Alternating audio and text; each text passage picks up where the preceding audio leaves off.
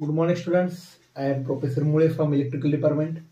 तर आपण unit number 5 याचं नाव आहे डीसी सर्किट. डीसी सर्किट सर्वांच्या आवडतं, म्हणजे तुम्हाला अवघड जाणार पण मला सर्वात आवडता टॉपिक हा आहे. याच्यामध्ये क्वेश्चन येतो की find equivalent resistance using Kirchhoff's law. मग तुम्ही किर्चॉफ्सचा करंट लॉ लावा किंवा किर्चॉफ्सचा व्होल्टेज लॉ लावा, कुठलाही लॉ लावा. आतापर्यंतच्या क्वेश्चन पेपरमध्ये असं नाहीये की कुठला लॉ वापरायचा वगैरे वगैरे समथिंग. तर सर्वात अवघड वाटणारा पण आजचं लेक्चर हे काय 10-15 मिनिटाचं लेक्चर होईल. यानंतर याचा एकही प्रॉब्लेम तुम्हाला येणार नाही किंवा याचा 0% चुकण्याचा चान्स असं एकमेव आहे, ते म्हणजे KCL. What is KCL? KCL it is Kirchhoff's current law. कुठला? Kirchhoff's current law. First Kirchhoff's current law काय बघूया. सपोज हे एक जंक्शन आहे, हे एक जंक्शन आहे. तर याच्यामध्ये काही करंट येतोय, एक करंट जातोय, एक करंट येतोय, एक करंट जातोय, एक करंट येतोय.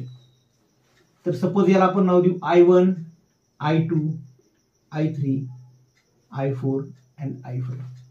तर केसीएल म्हणजे काय? Incoming current is equal to outgoing current. Incoming कोण कोण आहे बघा. हा I1 इनकमिंग आहे, I5 इनकमिंग आहे आणि I4 इनकमिंग आहे. म्हणजे काय? I1 plus I5 plus I4 incoming is equal to outgoing. Outgoing कोण कोण आहे? I3 plus I2. This is nothing but KCL म्हणजेच किर्चॉफ्स करंट लॉ. मला माहिती आहे हा जेव्हा क्लासमध्ये शिकवतात ना तेव्हा हा सगळ्यात अवघड वाटतो. याचं कसं डिरेक्शन घ्यायच्या, V1 म्हणजे काय, V2 म्हणजे काय. तर मी आज तुम्हाला ट्रिक सांगतो. अवघ्या 5व्या मिनिटानंतर तुम्ही प्रॉब्लेम डायरेक्ट सोडवणार. पेपरमध्ये आलं तर 8 पैकी 8 मार्क गॅरंटेड मिळणार, गॅरंटेड. चला, तर हे काय आलं? केसीएल म्हणजे काय? Kirchhoff's current law. Incoming current is equal to outgoing current. याचे इक्वेशन कसे फॉर्म करायचे हे बघू आपण. फर्स्ट आपण एक 3 ते 4 कंडिशन बघूया. त्या 4 कंडिशनचं करंटचं इक्वेशन कसं काढायचं हे तुम्हाला कळालं तर त्यानंतर हे प्रॉब्लेम अगदी डाव्या हाताचा खेळ. म्हणजे बघा, suppose this is V1, this is resistance and this is V2. Same this is V1, this is V2, this is V1, this is minus V2 आणि लास्ट दिस इज V1. इथं काहीच नाहीये. फर्स्ट बघा V1 V2 बरोबर. करंटची direction suppose अशी घेऊ आपण. कशी? V1 कडून V2 कडे चाललोय आणि हा आहे R1, हा R2. याची डिरेक्शन इकडून इकडे जाताना. याची डिरेक्शन काय करू आपण? इकडून V1 पासून V2 कडे जाताना R3 आणि दिस इज R4. याची पण अशी घेऊया. बघा, ही आहे first condition, second, third, fourth. ह्या फोर्थ कंडिशन जमल्या तर हे इक्वेशन तुम्हाला जमलं, इक्वेशन फॉर्म करणं जमलं. सपोज हा करंट आहे I1. काय करंट आहे? I1. ते I1 चं इक्वेशन कसं लिहाल? What is I1? I1 is equal to कसं लिहिणार? कुठून चाललाय आणि कुणाकडे चाललाय, म्हणजे सुरुवात कुठून शेवट कुठपर्यंत ते लक्षात येईल का? सुरुवात कुठून आहे? V1. चाललाय कुठपर्यंत? V2. आपण मध्ये काय? Resistance R1. इतकं सोपं आहे ते. चला, इथं बघूया करंट. सॉरी, इथं करंट घेतलेला आहे आपण. हा current I2. What is I2?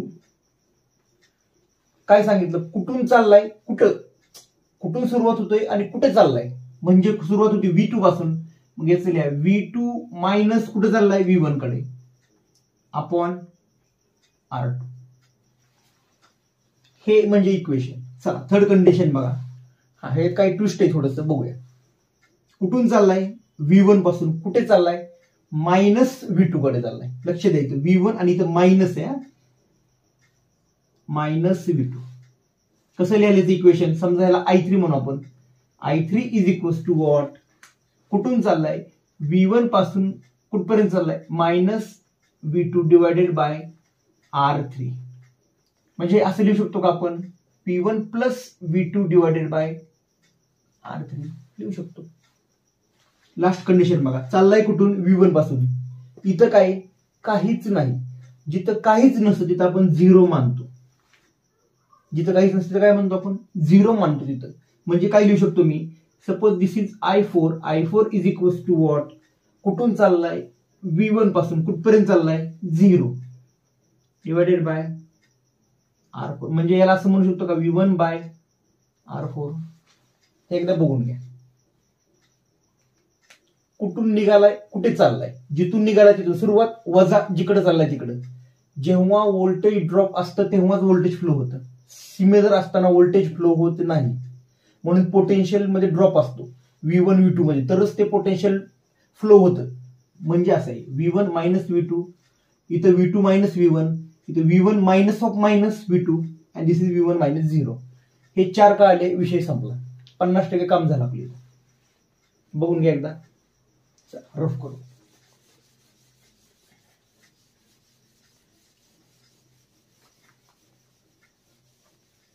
इथपर्यंत काय अडचण असेल, मला नाही वाटत काय अडचण असेल. चला तर याचं एक इक्वेशन करू आपण.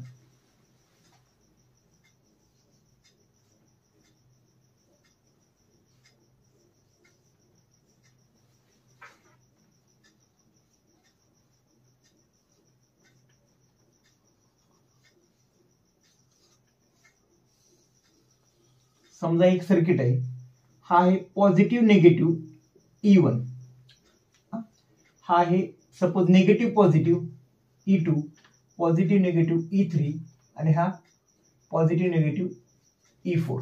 बरोबर. This is R1, this is R2, this is R3. Okay, simple circuit आहे. याच्या स्टेप आहेत, सांगतो त्या स्टेप फॉलो करायच्या. मग अशी इक्वेशन लिहायचं काय आलं. फर्स्ट स्टेप आहे हाऊ मेनी नोड्स, म्हणजे जर तुम्हाला थेरॉटिकल क्वेश्चन जर आला तर व्हॉट इज केसीएल, तर हे तुम्ही सगळं लिहू शकता केसीएल मध्ये. केसीएलची डेफिनेशन, इनकमिंग आउटगोईंग, आणि हे नोड किती आहेत बघा. इथे नोड, पहिल्यांदा नोड म्हणजे काय, नोड म्हणजे जिथून करंट डिवाइड होतो. डिवाइड, आता इथून करंट डिवाइड होईल का बघा, पेन दुसरा वापरतो म्हणजे समजेल. इथून डिवाइड होतो करंट नाही, इथून करंट चाललाय असा फ्लो होणार. हा, इथून काय होईल करंट डिवाइड, इथून चालला तर इकडं आणि इकडं, म्हणजे इथं एक दिसतोय तो काहीतरी हे आहे आणि इथं एक काहीतरी आहे. म्हणजे या सर्किटला नोड किती आहेत, नोड किती, पहिली स्टेप नोड किती, तर या सर्किटमध्ये नोड 2 आहेत. सेकंड, नोड वरती व्होल्टेज दिलेलं आहे का, या नोड वरती व्होल्टेज दिलेलं आहे का, नाही. आता दिले का नाही, दिलं असेल तर ओके, नाही दिलं तर नाही दिलं. मग काय करायचं, मानायचं. काय करायचं, व्होल्टेज मानायचं. म्हणजे चला इथं व्होल्टेज मी मानतो VA, इथं मानतो VB. आतापर्यंत काय केलं, नोड किती आहेत 2, त्या नोडला व्होल्टेज आहेत का, नसेल मानायचं. चला थर्ड स्टेज, करंट दिलेला आहे का कुठं, नाही. जर नसेल दिलं तर काय करायचा, सेम मानायचं. हे सगळं मानाचं खेळ आहे आपली, मानायचं. काय करंट कसा मानू शकतो मी, चला आपल्या मनाने. इथून इथं समजा मी म्हणला I1 इथं आला, इथून काय झाला खाली I2, इकडं I3, इकडं I4 आणि हा I5. एकदा बघा करंट मानलेले कळाले का. काही क्वेश्चन मध्ये हा करंट दिलेला असतो, हा करंट असा दिलेला असतो, फाइंड करंट आणि फाइंड इक्विव्हॅलेंट रेझिस्टन्स, हा असं काहीतरी क्वेश्चन असेल. तुम्हाला क्वेश्चन पण सोडून दाखवतो. पहिल्यांदा काय केलं, नोड किती आहेत 2, त्या नोडला व्होल्टेज आहे का, नसेल मानलं. करंट आहे का, नसेल मानायचा. असेल त्याच्यामध्ये छेडछाणी, म्हणजे काय त्याला म्हणायचं, त्याच्यामध्ये काही चेंजेस करायचे नाहीत. म्हणजे इथं I3 असेल तर I3 बघा. इथपर्यंत काय कन्फ्युजन नसेल, मानायचं. हे सगळे मानाचे खेळ आहेत. म्हणजे काही नाही असा करंट मानणार, मानून बघा. चला आता इक्वेशन लिहायचं. ऍट नोड 1 और इथं लिहितो मी ऍट नोड A, म्हणजेच हा समजा नोड A म्हणा किंवा नोड 1 म्हणा. केसीएल जर आपण लावलं तर काय असेल, मगाशी केसीएल काय होतं, incoming current is equal to outgoing current. या पॉइंटला इनकमिंग कोण कोण आहे बघा, I1 इनकमिंग आहे आणि I2 आणि I3 बाहेर चालले. म्हणजे याचं इक्वेशन असं होईल का, I1 is equals to I2 plus I3, असं होणार इक्वेशन. बघा मगाशी आपलं चाललं होतं हे लिहायचं कसं करंट बघा, सुरुवात कुठून होते E1 पासून, चाललाय कुठपर्यंत VA पर्यंत, म्हणजे असं लिहू शकतो का मी EA minus VA divided by R1 लिहू शकतो.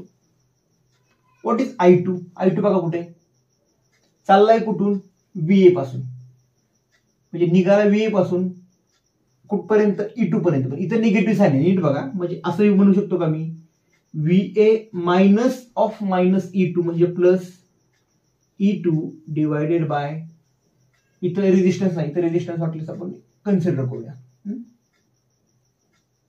R1 R2 R3 R4 आणि इथं एक कन्सिडर करू आपण R5.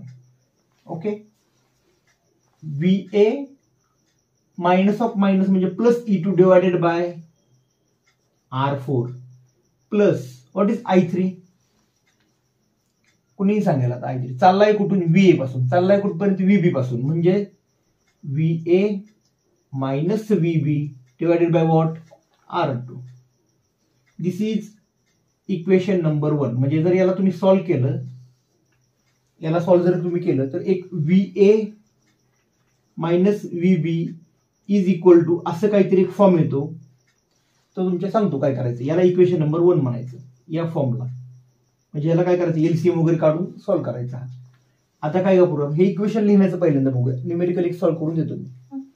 At node number A, आता काय करू, at node B, what is node B? हे बघायचं नोड B काय होईल, incoming current is equal to outgoing current. याला इनकमिंग कोण कोण आहे, I3 and I5 are incoming and I4 is outgoing. म्हणजे लिहू शकतो का मी I3 plus I5 is equals to I4. काय I3 इक्वेशन कसं लिहिणार, कुठून कुठे चाललाय सर, हा VA पासून VB पर्यंत चाललाय आणि खाली काय R2 plus what is I5 कुठून कुठे चाललाय E4 पासून VB पर्यंत चाललाय, म्हणजे E4 minus VB divided by what R3 is equal to what is I4? I4 बघा खाली चाललाय, कुठून कुठे चाललाय VB पासून E3 पर्यंत. असं लिहू शकतो का VB minus E3 divided by काय R5. हे एलसीएम करून केलं तर हे पण अशा फॉर्म मध्ये येतं, VA plus VB is equal to something, तिथं पण VA plus VB is equal to something. मग कॅल्शियम म्हणजे तुमच्या आहे इक्वेशन्स, त्यामध्ये बघा इक्वेशन कुठल्या फॉर्म मध्ये बसते, तिथे टाकल्यावरती तुम्हाला VA अँड VB ची व्हॅल्यू मिळते. त्यानंतर तुम्ही इथं काहीही करू शकता. हे इतकं सोपं आहे KCLचं. एकदा बघा, स्क्रीनशॉट काढा.